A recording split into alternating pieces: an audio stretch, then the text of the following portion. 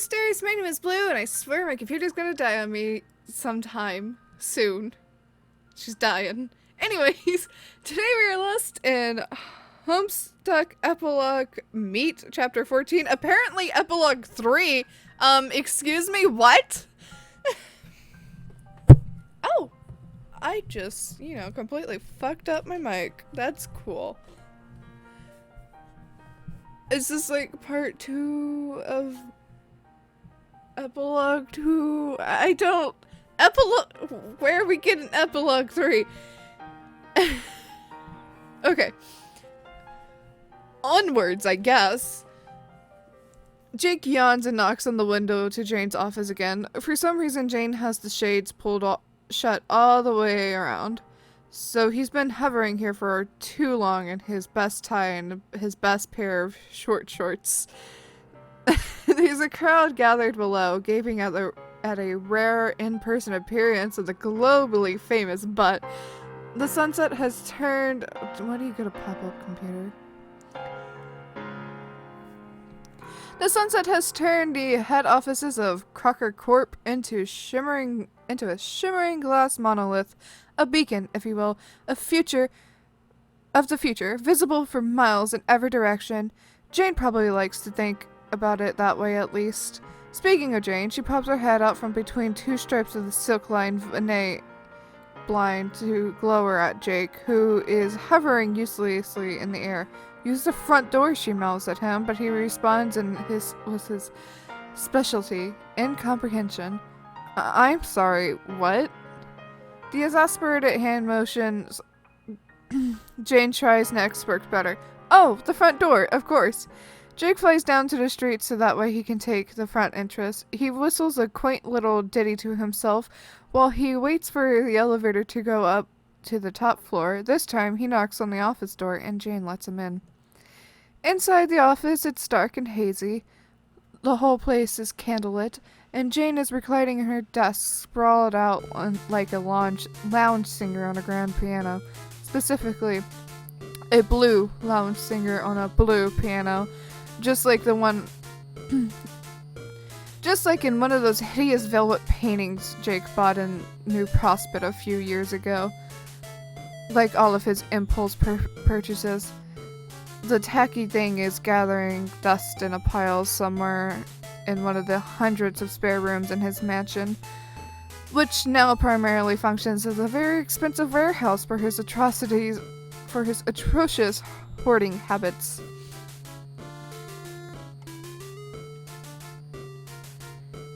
The immediate knowledge of his hoarding habits, particularly the type of sultry cerulean content he is known to hoard, is exactly why Jane is wearing a blue dress with a very high hem.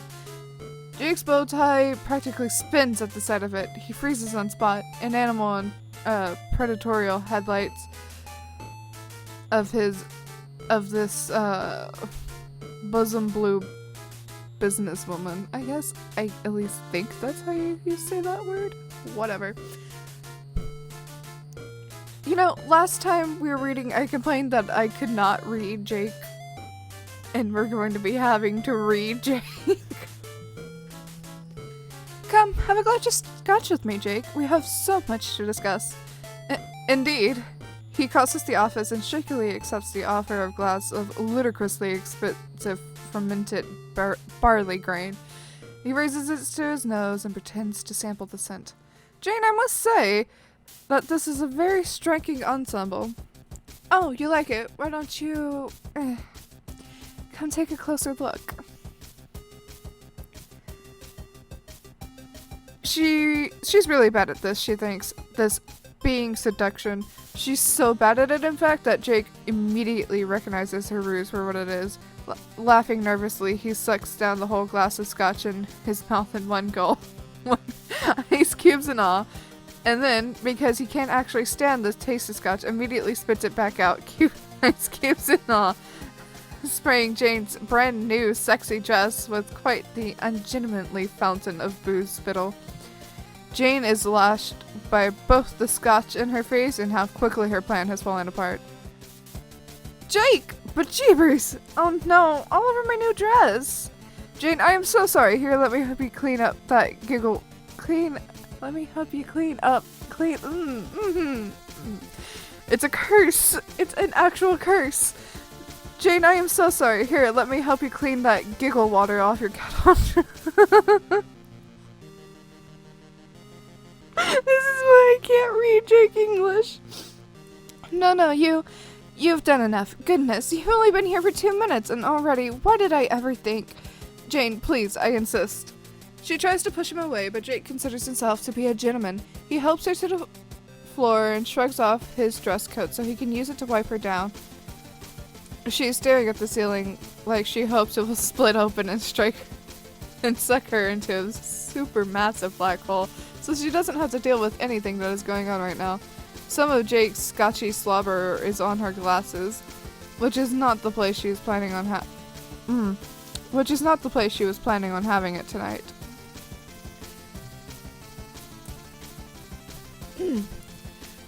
Is this why you wanted to see me? To show off, this proper bit of frock? Oh, no, of course not. I just wanted to talk about the economy. By Jove, the economy! Jane, my dear friend, please tell me all about the economy. Jake doesn't care about the economy, but he's an ardent supporter of changing the subject. It's doing quite well right now, actually. I should hope so. But it might not continue to do so in the future, which you can guess is one of great concern to me, being that I am a pioneering entrepreneur. Well, frig, that's awful, and you should do everything in your power to adequately explain to me this conundrum, which I admit I am not up to dick on. Jane laughs quite sincerely as he ruffles his jacket through her hair. Oh, Jake, you really have no idea what's going on, do you?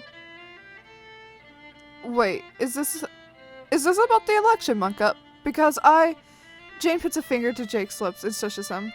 It's a very smooth move. Total recovery. He shushes, and she directs him to one of the couches that line her office. They stumble there, his jacket and hands still wrapped around her shoulders. I'm sure you've had an earful about the election already. I apologize. You must understand that my mind is quite occupied by it right now. But I've been doing an awful lot of thinking as of late. I see. About what? About everything, I suppose. About my life, about all of our lives, and the trajectory we've taken since we've helped create this new universe. You must admit that it's a lot to grasp, and I'm not certain we've taken the time to truly contemplate our place in it. This is not really the kind of conversation you initiate if you're looking to extract a sexual deal out of someone. It is, however, the kind of conversation that you might have with a childhood friend who has become somewhat emotionally estranged from you, both so busy with their exciting careers and misuse of their godhood. Who are they now? The same Jake and Jane who passed, particularly dysfunctional ships in a night a decade ago? Or is Jane wiser and Jake kinder? I feel like that part's cut off on my screen. Hold up. Are they better versions of themselves?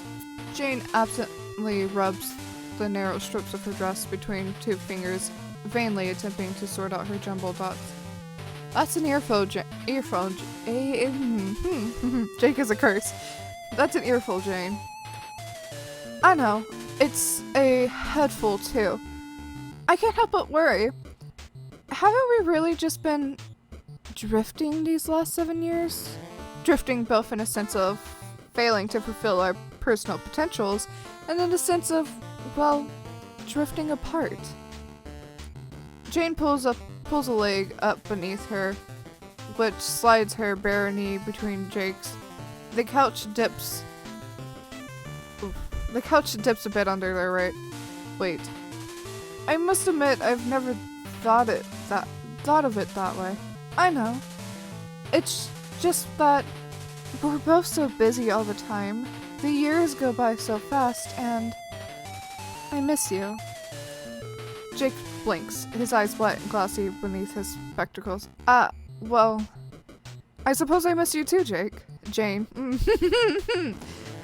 Yes, Jake misses himself.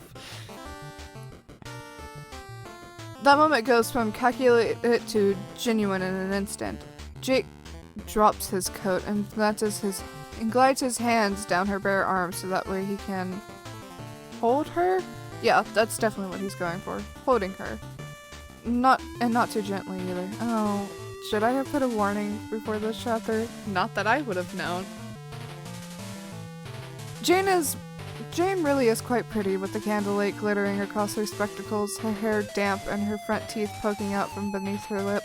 She's so pretty that Jake can't stop himself from sliding a hand up to her neck and using his thumb to tip her face back so that they're staring right at each other in low light, close enough that Jane can probably smell his disgusting scotch breath. She definitely does smell it, because her cute nose scrunches up and she laughs again, a very small, private noise, a noise just for him. So, he kisses her. Very well, if he does think of himself.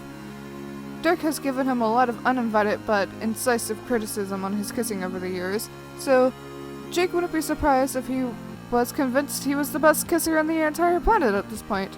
Jane breathes in, shocked for a moment, even more shocked when Jake hooks a hand around her waist and pushes her down. She makes a startled noise into his mouth, then she throws her arms around his neck. It should be awkward, taboo at this point, considering the history between them, but it all happened so easily. I guess NSFW warning? Just a little bit.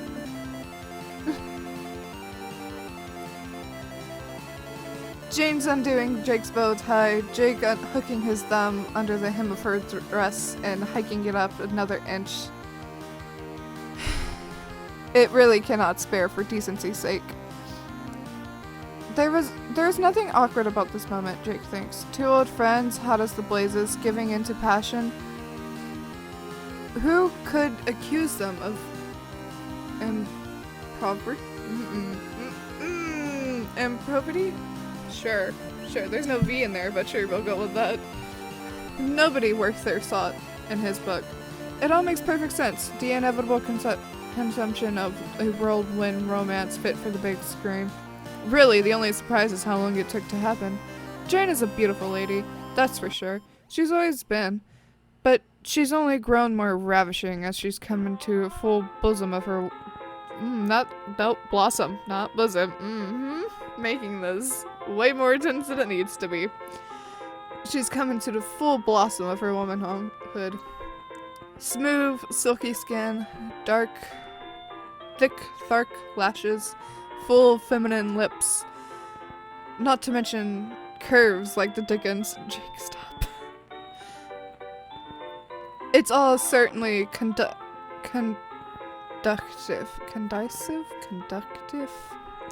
to activities of phenological proximity to the phase. Jane's baby soft palm, unmarred by the calluses of deft swordsmanship, slides down Jake's cheek and dips under the collar of his shirt. She caresses his clavicle, then tenderly trails her fingers along the side of his neck, steadying herself as she deepens their passionate kiss. Jane's touch is nothing like Dirk's. Dirk has palms so rough that they sting, especially on skin that's thin and supple, like the column of the throat right over the jugular. He pulls away from Jane's lips and lifts her spectacles off her nose, an emotion that still feels practiced and familiar, despite how long he last had the precarious chance. Those rare, intimate moments that Jake would allow to slip off Dirk's shades and look upon his face unobstructive, stand out more clearly in his mind than almost any other in his life. Jake swallows. He can't stop thinking about how Dirk kissed him the last time they didn't hook up, which is a thing, of course, that didn't happen. So how can Jake possibly be thinking this?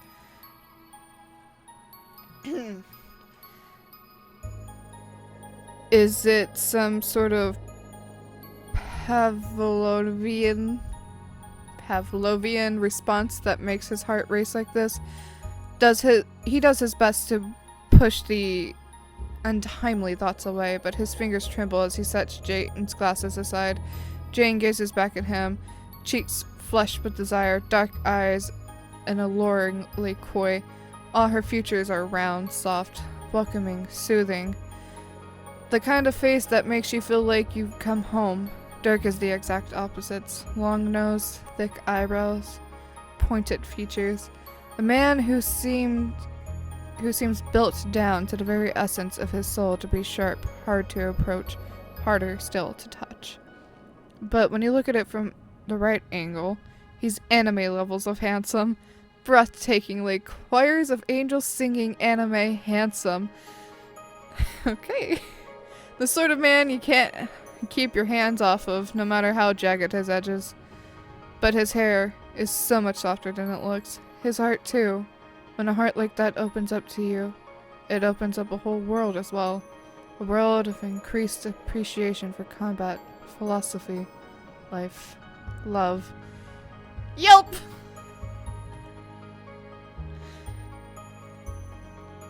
Jake yelps and rolls off the couch in such panic that he almost takes Jane with him.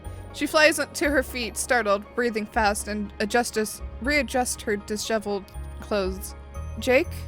Are you quite okay? I have to go right now, sorry. Jake's already hovering 2 feet off the ground before Jane can say another word. He doubles back at the end of the office and grabs a bottle of near untouched scotch before kicking open the latch of one of Jane's giant windows and letting himself out. He's got a lot of things to think about, apparently. A lot of things to apparently. What the ever-living fuck?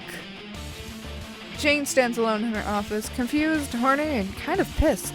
She slowly slips the strap of her dress back over her shoulders, then closes her window and sits at her CEO chair and speed dials the number of her one-man kitchen cabinet.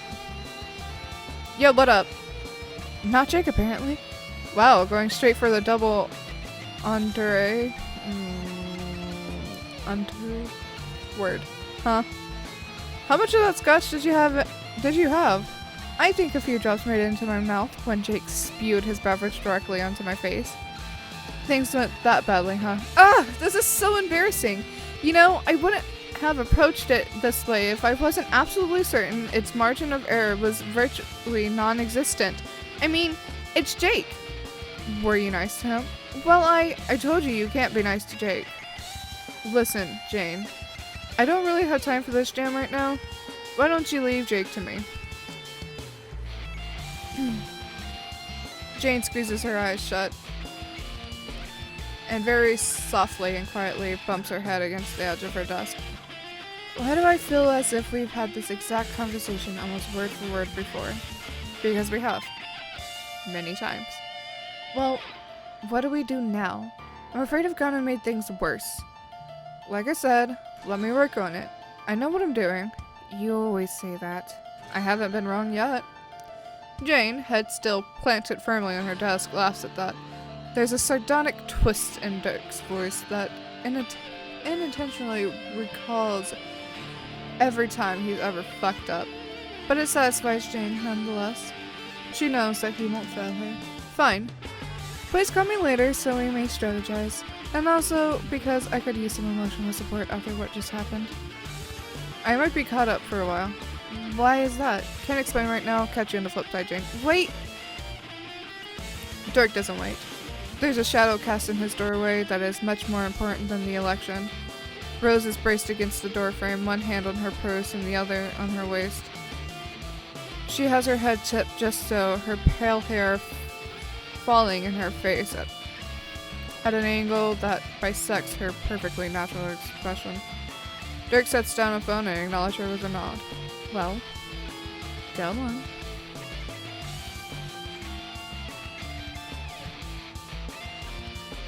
And the computer's taking forever. There we go. Okay.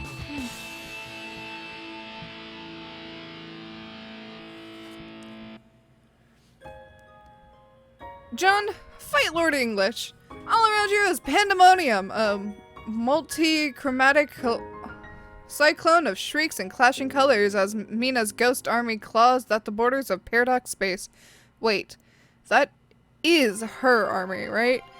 It seems like it's been so long since you thought about any of this, but you're pretty sure that this is the army you, Mina, Vriska, and the other secrets were trying to raise. So it's true then, the juju has finally unloaded. Exactly where you need it to be. Every screaming body pitches down and goes white the closer it gets to the black hole above you. And below, front and center, is Lord English himself, the big deal version. Pimped up, hulked out, and throwing a huge universe-ending tantrum. Unlike his younger form, his eyes aren't flickering wildly. They're locked in place, an 8-ball in each socket. You briefly wonder what it means, but your curiosity is interrupted by a massive outburst of technicolored dragon breath coming out of his mouth. Oh yeah! The laser shows... Ow. The laser show tears its way through a squadron of ghosts led by... Is that Tavros? It seems like an awful choice to lead an army, but what do you know? Wasn't Vriska supposed to be leading this charge? Where is she anyway? Listen. You don't have time to dwell on Vriska. She's probably somewhere around here, biding her time, waiting to execute her master stroke and finish English off at the right moment like the cunning bitch she is. No, you can't think about that right now. You're becoming enraptured by the sound surrounding you. Not a sound, a sensation, a subharmonic symphony that you can only hear in your bones. This is it. The end of paradox space. The thing you saw in your anime dreams. A hard lump of air travels down your throat, but you don't hesitate. Behind you, the juju disappears, sucked out of reality with a pop. You move your arms in a dumb little motion, sort of like jazz hands, and summoning up a wisp of air to keep your cracked glasses in place. Then you pull one of your sickest hammers out of your strife deck. Your teen friends follow suit. Oh. Then you pull... You cast a glance back behind your shoulder at them. They all look pretty cool. Rose knitting light around her with the quills of Echenda? You know, words. Jade was a sort of Kelfish. Why do you guys make the weirdest fucking words? At the ready, trailing time distortions behind him at that look if you don't squint. A lot like JPEG artifacts. Jade's got her favorite gun cocked and ready with her ears perked up. Let's do this! Don't get overconfident. We have to do it exactly like we discussed. First, but Rose doesn't get to finish what she was trying to say. Lord English mouth roars open and a wave of energy blasts through your group. Rose is the only one caught in it. She dissolves in slow motion. You can see the outline of her body in shadow. One arm thrown up over her eyes, shoulders pulled up defensively, a cape bellowing out behind her. She leaves an after image of shimmering light in her wake and then dissipates, drifting apart like a handful of salt tossed out to sea. You almost hear the cosmic clock counting down, tick-tock, and a chime to accompany her fate. Heroic. Rose! No! Oh my god! Jade doesn't wait to fire. Space splinters open around her so loudly it drowns out the fire from her rifle. Lord English raises one of his giant fuck-off hands to deflect her anomaly powered bullets, giving Dave an opportunity to attack. Dave raises his legendary blade and aims for the impressively beefy torso. It should be a sure hit, like slashing the side of an unusually broad green bar. But he whips completely. It's a wonder how such a big man can move so fast. Jade inspects her rifle and tosses it aside. What is she doing? With all the powers of the Witch of Space at her command, combined with the infinite abilities of a First Guardian, she's still messing around with basic firearms. She makes two tight fist and strikes a pose befitting a warrior about to power the fuck up. She focuses and strains. A doggy snarl rips its way through her clenched teeth. A hazy aura envelops her as space buckles and lenses about her form. And then, nothing. No crackle of electricity, no licks of chartreuse flames. She searches within, realizes her power source is completely unavailable to her, then looks up. And it dawns on her.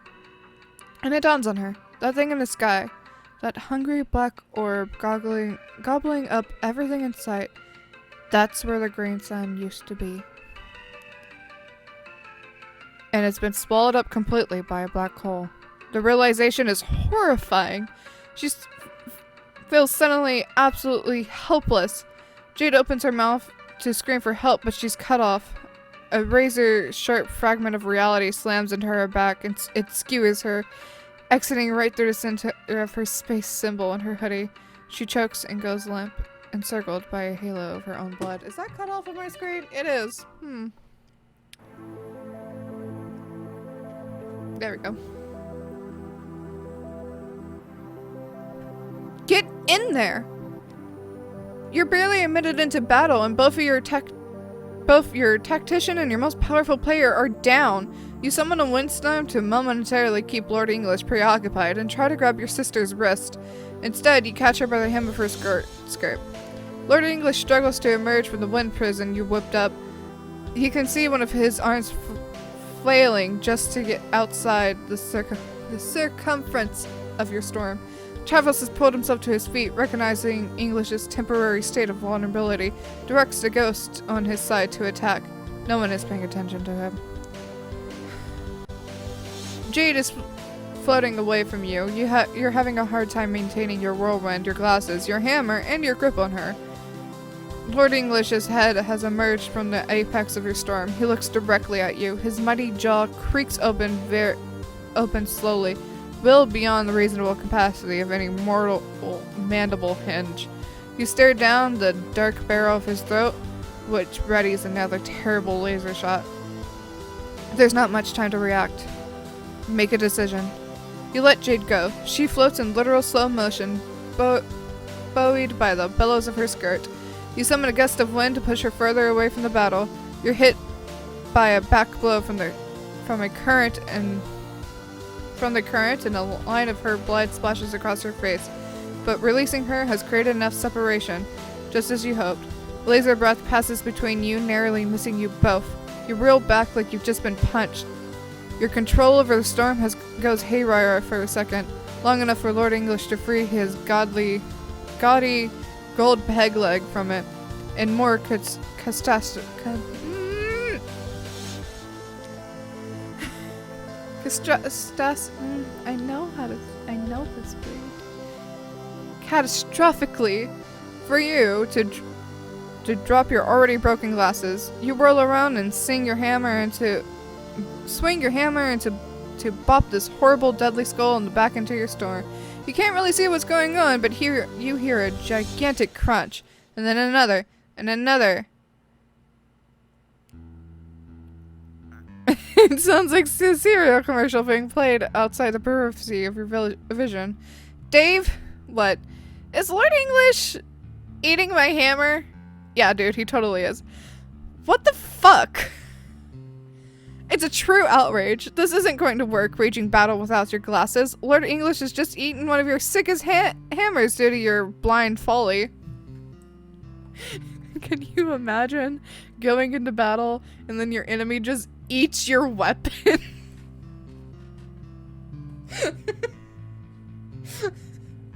It's gonna be just like a big whiplash moment. You take a deep breath and dive down, right into the sea of ghosts. You land clumsily, palms first, and do an accidental handspring right into a bunch of alternative time light trolls you don't recognize. Hey guys, anyone see a pair of glasses down here? It's pretty important. Everyone shrugs. This gaggle of lost souls collectively personifies its uselessness. It is inconceivable to you that a single one of them will survive this battle. Perhaps it's for the best. Behind you, the wind barrier tears open. Lord English explodes from his confinement and swings his peg leg through the army. Ghosts scatter like bowling pins, many flying into the cracks in space. Before the leg hits you, a troll leaps into action and blocks the blow. Her trident makes a satisfying ring off the sounds of the peg, sends it skidding backwards. Whoa, that was a close one. She'll have time to finally show up. Sorry, we're kind of busy. A bit of a weird question, but have you seen a pair of glasses down here? Are these what you're looking for? Travis appears behind you and hands over your glasses, still in 2 pieces. You return them to your face so you can take a quick assessment of the battlefield. Take a quick assessment of the battlefield! I feel like I just spiked my mic there, I'm sorry. Oh boy. Lord English, now free of your wind trap, is stomping around, throwing an even bigger shit fit than before. The black hole above him is getting bigger, and you can see the ghost at the edges of the battlefield tumbling through space towards it, distorted, screaming, and helpless. Also, Tavros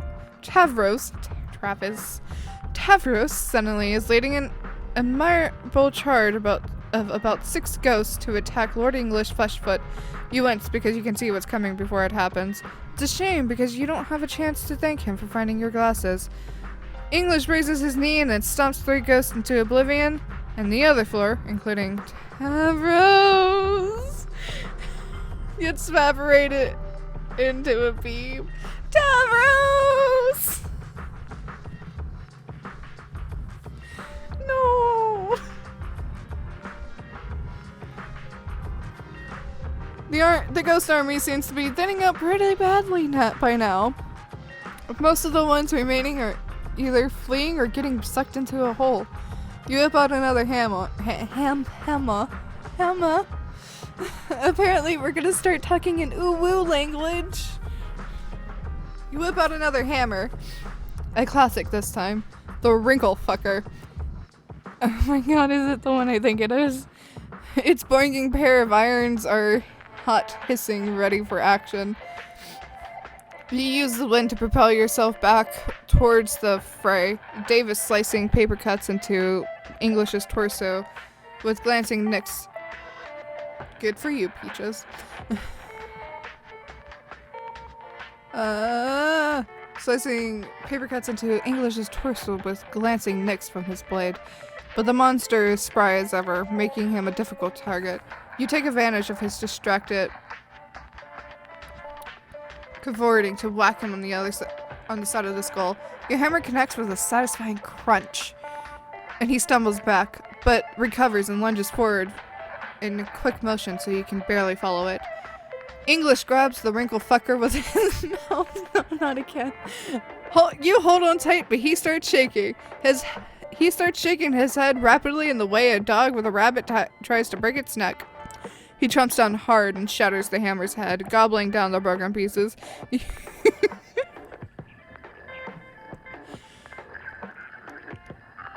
You watch incredulously as the giant dude eats yet another one of your favorite hammers. Unbelievable! He lunges for the handle in a ridiculously greedy attempt to finish off what's left of your weapon. You recoil, caravening out of the way out towards the black hole, but manage to stabilize yourself. You look at the handle of your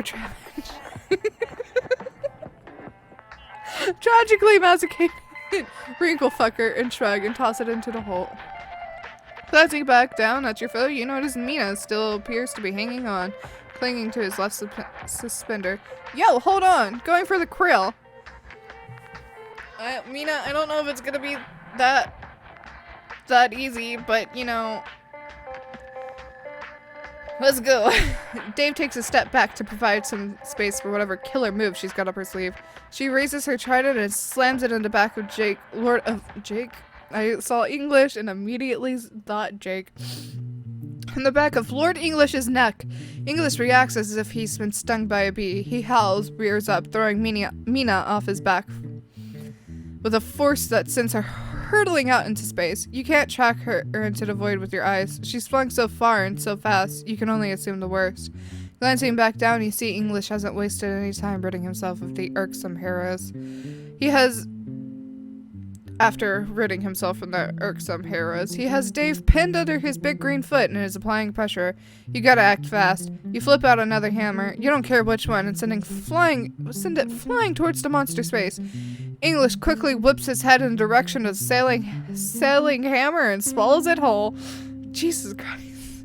You rush after it, reaching for another hammer out without thinking. The brief distraction aside from providing English with another tasty hammer snack seems to have bought Dave just enough wiggle room to slip out from under the foot and regain his composure and draw his sword.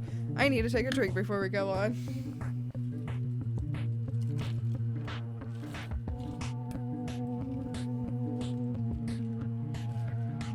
We are slipping dangerously into uwu language. John, I need a little... Dave ducks a wide blow from English's swinging fist. He backs up nervously, holding his sword out in front of him with two shaking hands. Anything! I need a little anything right now! Literally any stupid fucking thing you can do! I'm on it! You pop your strife deck open and just spam the hell out of your remaining hammers. A few excellent hammers that cost you a fortune to make. A bunch of shitty hammers you made as a joke and everything in between. With another flick of your wrist, you spin them around you so fast that they form a perfectly impenetrable barrier of pure shitty hammer. Okay, the barrier is probably not the slightest bit impenetrable, but you gotta psych yourself up for this next attack somehow. And your hands is a weapon you haven't thought about in a long time. The pop-o-matic really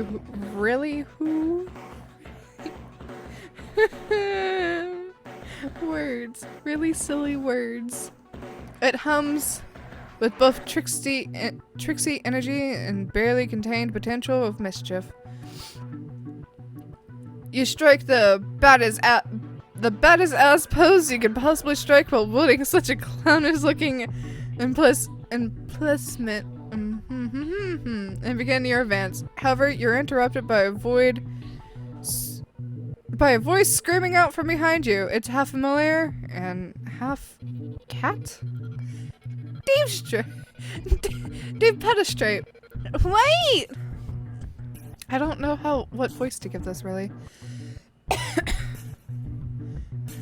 What is a good mix between Dave and Nepeta? You get monotone cool guy and really excited cat girl. There's not really a good balance between that. You whip your head around just to see a bolt of orange-green energy racing by you like a bullet. It slams Lord English, sending him stumbling. I'm back! Dave stands there with his sword, absolutely agog. His expression perfectly reflecting a blend of horror and the total inability to process who or what he's looking at. Dude, I can't believe you don't recognize me. It's me, Dave Straight, and also Nepeta. We're called Dave Petastrape Squared. We're permanently merged forms and worked out all our shit. Oh, well, that sounds fucked up, but okay. Dave Peta spreads their wings, sending waves of warm light through the battlefield. The light feels comforting somehow when it hits you. Behind them, Lord English is struggling to his feet again, roaring as he rolls from one side to the other like a kicked-over turtle. His muscles are so huge it's hard for him to maneuver. It'd be hilarious if only all reality wasn't tearing apart at the seams around you. The sky shivers and shakes, raining needles of breached matter that burst and shatter at all angles, opening new voids where they land. Above the bedlam, Dave Peta is finishing up an inspiring speech. You realize you tuned most of it out due to the surrounding chaos. I know it looks awful right now, but we can do it. In fact, we're literally the only ones who can do it. After all, it's our destiny. Well, the last bit it was pretty good, you guess. At least you're caught the end, which presumably the most important uplifting part. You and Dave exchange a look that silently says all that needs to be said right now. Dave Petta is right. You three are the only ones left, and there's no room for failure. Final round. The last leg of the fight proceeds like a well-oiled machine. Perhaps a well-oiled machine careening down on a steep hill towards the edge of a cliff. But a well-oiled machine. But well-oiled nonetheless. You, Dave, and Dave Petta. That's what you call a team. And not just because upon examining your surroundings, you three appear to be the last living or dead beings left in existence, but damn it, you'll take it! You turn your hammers into an efficient spiral of a carousel of ass-kicking. And direct its spear right at Lord English's face. Haven't we learned already that hammers should not go near Lord English's face? The butts of the hammers hit him over and over again, like racking up points at a slot machine. Dave manages to curve a red line up Lord English's side, drawing real blood this time. The slash snaps one of his suspenders in half. And must sever something else too, because the sword makes a grisly, meaty squelch as he pulls it out. Dave turns half a second too late to avoid getting sprayed by the wound. Ugh. English howls and swipes at Dave. Not wasting any time, you bury your hammer in his gaping mouth. Unsurprisingly, it gets... John Edberg, I can't say his name right now. Haven't we learned? Have we not learned? It doesn't seem like we've learned. Now you're just throwing them into his fucking mouth like you're feeding him Scooby snacks. It's a gluttonous display, but you won't soon forget. You realize you seem to be stuck in a cycle and you're in serious danger of running out of hammers. Dave, cat, spray thing, help! Coming, bro! Dave Petta scrapes their cool Wolverine claws up Lord English's back and then kicks him in the back of the head.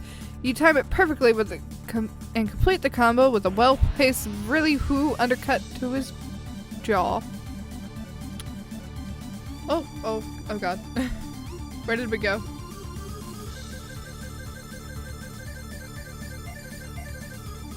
Lord English, on the snapback, Lord English grabs the head of the hammer in his mouth. Oh no, not again. You big ugly elf. I really liked this hammer.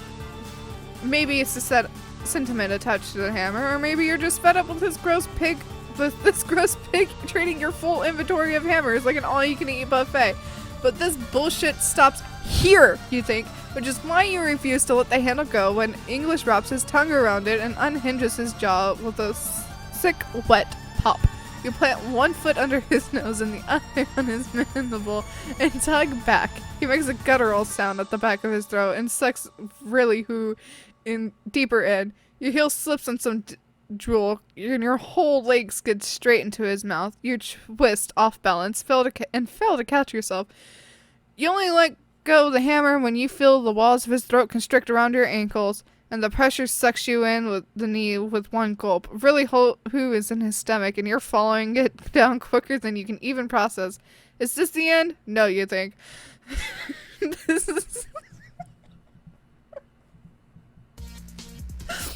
This is such an unfairly stupid fucking way to die. This just in. John Egbert dies by Vore. John! Dave Pettis flashes behind you and hooks their arms under your shoulders. They yank you out, clearing your head from the monster's maw at least. But English hinges his jaw and clamps down on your chest hard. Ow. Dave Petta reacts quickly, shoving their claws between his molars. You can hear them growling as they slowly twist their arm to pry a massive jar open. You're not dead yet, but Lord English definitely got a big, sharp tooth in you. Your vision reels and goes blurry, then patchy, then dark, then don't fucking die. You pass out for, well, you have no idea how long it was, but it was long enough for Dave Petto to get you out of Lord English's mouth. You can see their face floating above you. They're just a smudge of neon swimming in the sea of chaos. Wow!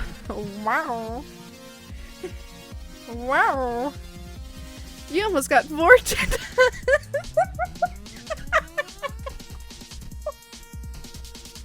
I promise I did not know that was a lie. What? I'm afraid to say that you look like total shit, my dude. You should stay here for a while. We'll wind this down. We'll wind this bitch down. You can do this, Elliot!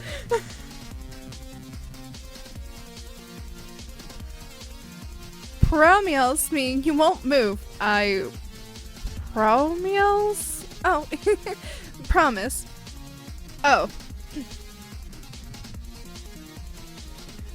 Dave Petta holds something up in your face. Your glasses. You tuck them into the front pocket of your hoodie and pat you on the... They tuck them into the front pocket of your hoodie and pat you on the head before darting through the air back towards the battle. You're woozy and don't have a lot of energy to stop yourself from drifting. There's blood floating up around you. Dilute and bubbly like in the air like cooking oil and water. It's yours. Examine the wound. You lift your chin to see it. Lord English's gold tooth cracked off at the base, embedded in your chest. It must be stuck between two of your ribs, you think, because it hurts like a bitch when you try to breathe. You keep your head up and watch the battle, but it's so indistinctive and far away, playing out like shadow theaters on a wall. Dave finds his moment. He rams Flinch. Some Norse bullshit. That's what I think. Oh, I'm knocking into things. Into Lord English's chest. All the way up to the hilt. It penetrates his flesh like nothing else has to this point. The wound around the blade sizzles slightly. The weapon, the unusual material it's made of, is poison to English. He cries out in a cracked, broken staccato. It's an ear-splitting wail that cleaves the last of furthest rings apart. Reality falls away from the mooring of all the surrounding white light like a peeled eggshell. Dave's trying to get his sword free, but he's stuck. English's shriek morphs into a sinister, predatory rattle as his jaw creaks open. Oh no! No! No! His mouth envelops Dave's head and snaps shut. He twists once, then twice, and then again with a crack. Disaster blood instantly coats his skull and upper torso. He swallows the disembodied head whole with a triumphant gulp. The limp torso goes spiraling lazy in the direction of the black hole. Dave Petta is yelling something indistinctive. Or maybe they're just yowling at the top of their lungs. That's what you feel like you're doing right now, but you can't move. Your limbs feel like lead. You consult your strife deck. You have nothing left. No hammers, no nothing. It's up to Dave Petta, who appears to have plenty left. If not in the strife deck per se, then in the heart. During the beast's grisly moment of gloating over younger Strider's death, Dave Petta stands 20 paces behind him, crouches low on the ground, wiggles their behind, and pounces. They cling to English's back, wraps their legs around his midriff, and draws back their arms, and plunge. I accidentally highlighted stuff. And plunge their claws deep into the behemoth's armpits. Their gloved hands end up knuckled knuckle deep into the upper striatus muscles on either side.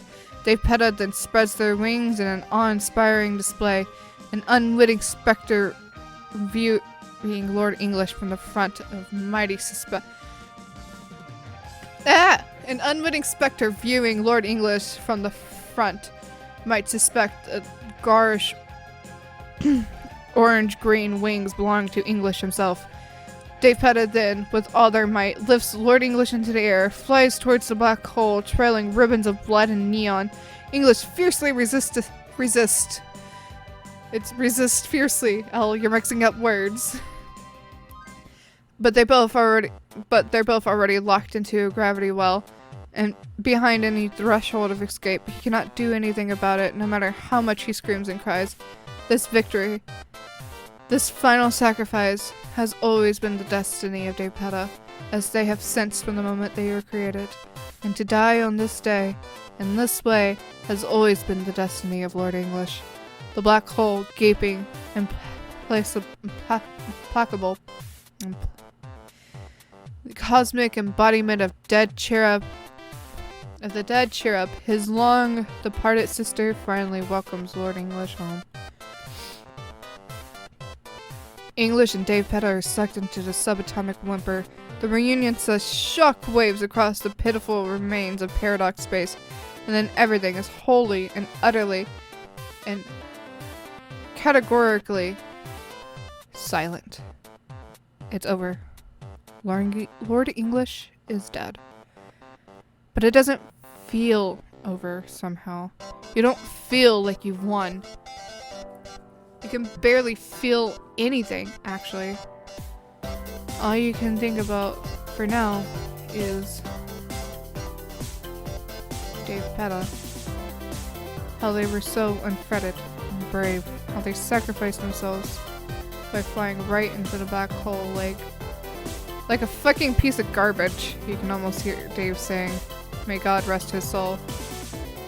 You collapse against whatever is passing for the floor at this moment, an utterly null corporeal condition surrounding you. It doesn't feel possible. You're not sure you can even trust your perception well enough to believe it, but it seems to be over.